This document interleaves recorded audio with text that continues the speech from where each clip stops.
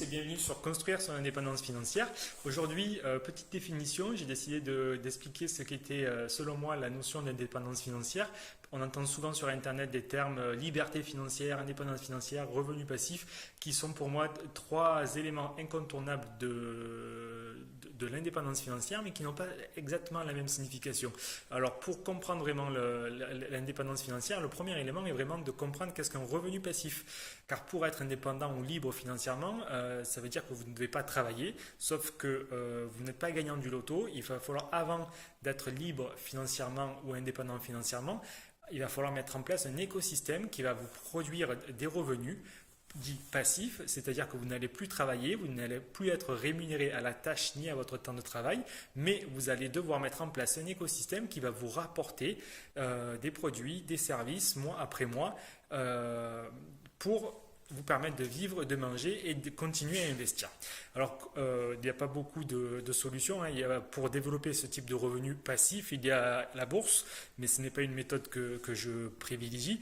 Il y a ensuite l'immobilier, qui est vraiment un facteur et un pilier stable qui vous permet de développer vos revenus passifs sans risque, sans apport, car vous pouvez utiliser l'effet de levier de la banque. Et sur un business plan qui est vraiment prévisible, puisque dès le début, vous pouvez vraiment comptabiliser, financer combien est-ce que vous allez gagner en net d'impôts et en net de charges. Il y a aussi Internet qui vous permettra de développer, de passer vraiment à la vitesse supérieure. Alors certaines personnes vont commencer par Internet et puis par l'immobilier, mais il est très important de vraiment diversifier vos diverses sources de revenus passifs pour limiter au mieux les risques. Alors ces revenus passifs vont vous amener à la liberté financière en passant par l'indépendance financière. C'est-à-dire que d'abord, vous allez remplacer votre salaire par des revenus passifs pour être indépendant financièrement.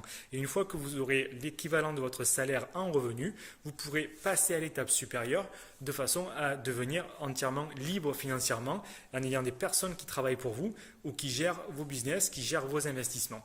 Voilà la vision de construire son indépendance financière en ce qui concerne l'indépendance financière et la liberté financière.